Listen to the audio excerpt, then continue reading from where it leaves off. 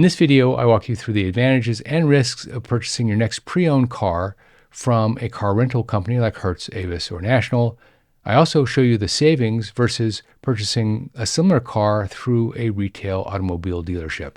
Coming up next on Holy Schmidt. Holy Schmidt!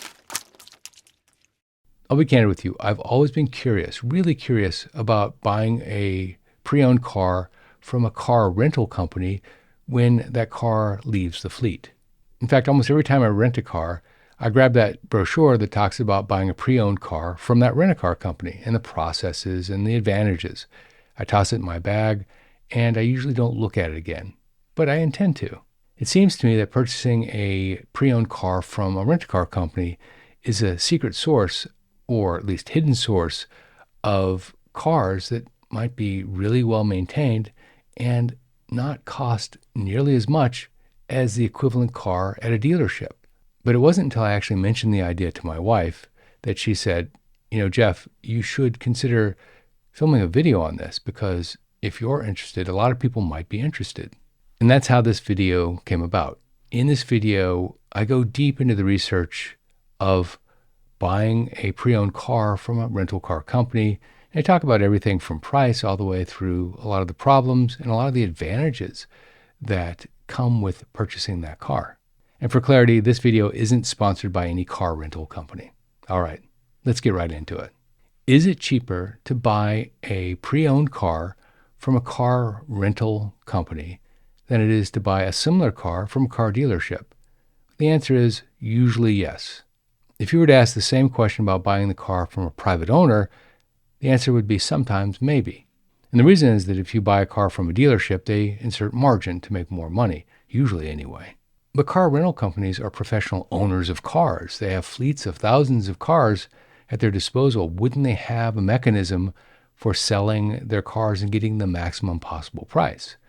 Well, remember this, a car dealership is in the business of selling cars and making money on selling cars. A car rental company is in the business of renting cars and making money on rentals. Have you ever rented a car?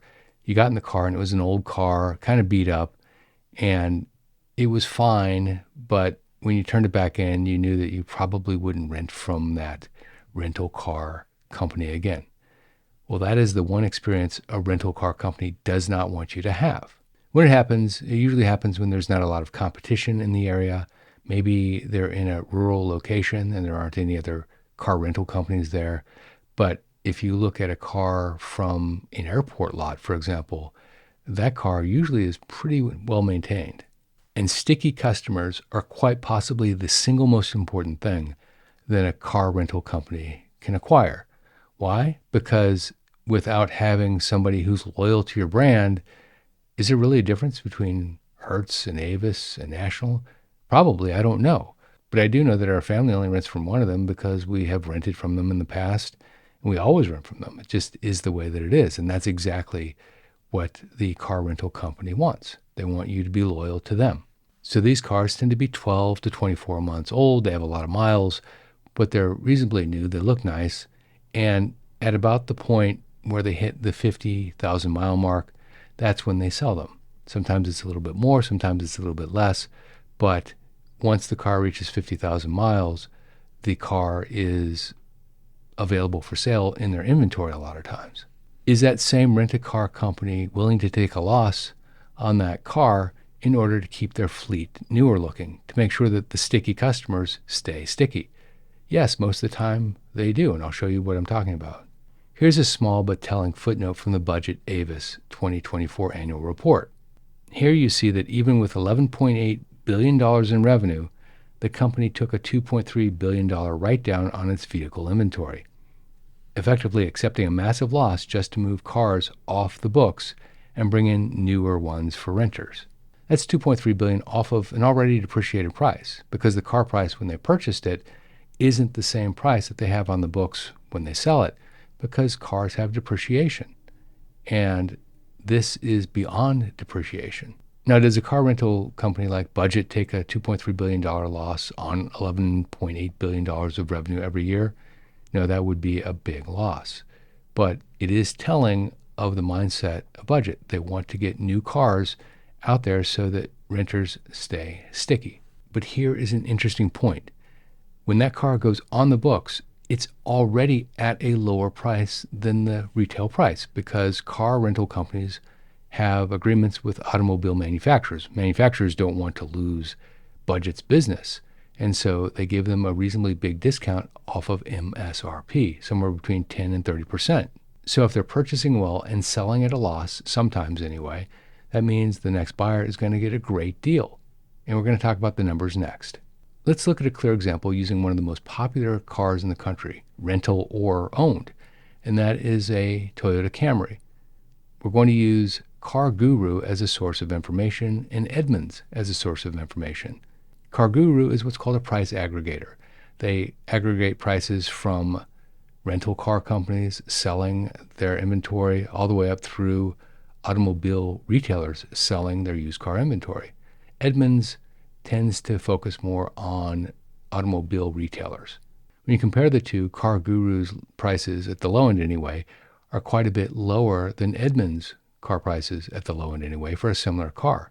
And the reason is the inclusion of rental car sales. In other words, when you're looking at the prices on Car Guru, you're often seeing prices from real former rental cars on there that are for sale because it's aggregating the prices from the rental car companies' websites. Now, let me take you through the price difference. Gang, if you're doing your finances on spreadsheets, you're doing it the old-fashioned way. Spreadsheets are limited and they're prone to errors. They don't let you do things like probability of success estimates. On this channel, we have only 3 affiliates. One of our affiliates is BOLDIN Personal Financial Planning Software. That's the personal financial planning software that I personally use. BOLDIN can do a lot with your finances that spreadsheets just can't do. If you're interested in a 2-week free trial, go to go.boldin.com/Schmidt and you can try it out for 2 weeks free. After that, if you decide to keep it, it's $12 per month paid annually. To check it out, go to go.boldin.com/Schmidt and you can start your 2-week free trial instantly. So using an example of a 2025 Toyota Camry SE with about 50,000 miles, 40 to 50,000 miles, here's what the data looks like. Car prices from rental car companies range from $20,000 to $24,500.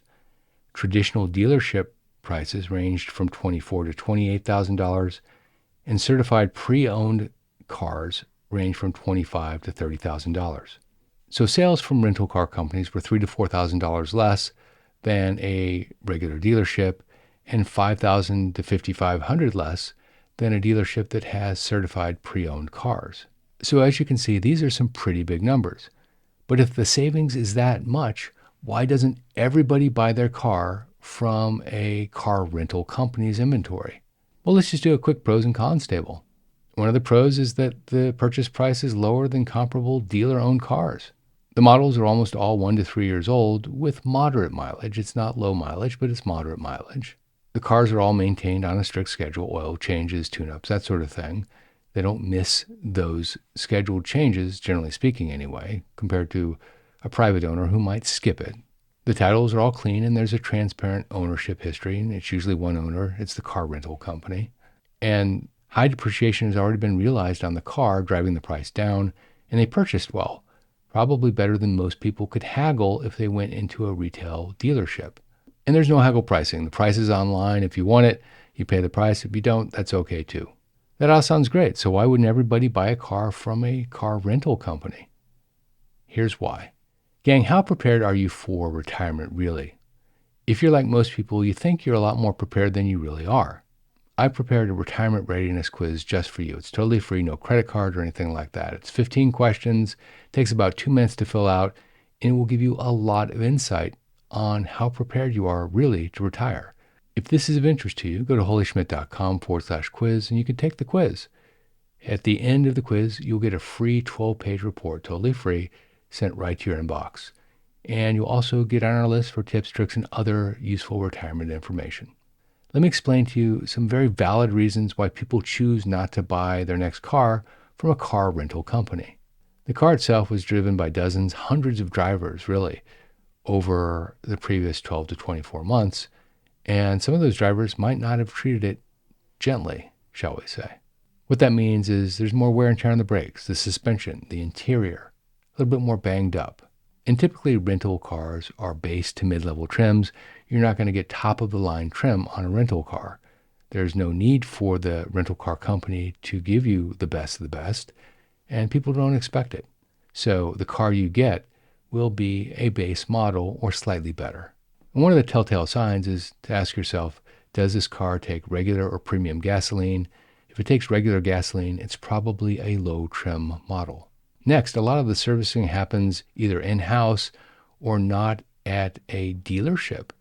Now, that's not a big deal, but for people that want to make sure that their car has a clear service history at a dealership, it becomes a big deal. And some rental car companies might self-insure their own repairs. What does that mean? It means that they don't necessarily go with the most expensive repair, just the one that gets the car back to what they feel is appropriate for a rental car. Next, you probably wouldn't buy a pre-owned car from a rental car company if you wanted a car with low miles, say 20 or 30,000 miles. Why? Because that's the one thing that rental car companies do. They rent cars and people put miles on those cars. That's why most of these cars have 50 or 60,000 miles, maybe a little bit more, maybe a little bit less. And one of the big pros I mentioned earlier on was that it's no haggle pricing. The price is the price. You don't negotiate. But that's also a con if you are an excellent negotiator, because you're not going to be able to bring that price down. And car rental companies don't offer certified pre-owned type of warranties. Usually you pick up the warranty that's left on the vehicle. They might offer some sort of additional warranty simply to get you through a 90-day period. I don't know. But it's not going to be the same type of warranty you would get if you went out and you bought a certified pre-owned car, at least most of the time. And if you want to finance the car, dealer financing oftentimes is 0% or 1.9% or 2.9%. It's unlikely that you're going to be able to get that type of financing from a rental car company. And the buying experience is what it is. It's not the type that you would have at a dealership. There's no showroom, salespeople, no one's getting you coffee, no one's walking you around to show you all of the aspects of the car, no guided tour. This is the inventory. If you like it, great. If you don't, that's okay too. So what does this all mean? Off-rental cars make sense for buyers if you plan to keep the car for 5 to 8 years, you value reliability over prestige, you want lower upfront costs and slower future depreciation, you drive a modest annual mileage, and you're comfortable skipping top-tier trims. But here's when it doesn't make sense. You want a like-new driving experience, you plan to resell the car quickly, you want premium interiors or advanced options, and you dislike any uncertainty in prior treatment. Now, if you're going to buy a pre-owned car from a rental company, here's some tips to make the experience better. First, get the car inspected, not with their mechanic, but with yours. Focus on brands that have reliability, Toyota, Lexus, Honda, for example. Avoid high-performance models, turbocharged models, and importantly, check the brakes and suspension very carefully. If you like this video, check out that video. Retirees don't pay cash for your next car. Here's why. Also, don't forget to check out BOLDIN Personal Financial Planning Software. Get 2 weeks free to try it out. Go to go.boldin.com/Schmidt to check it out. This is Jeff Schmidt, and I will see you in that video right there.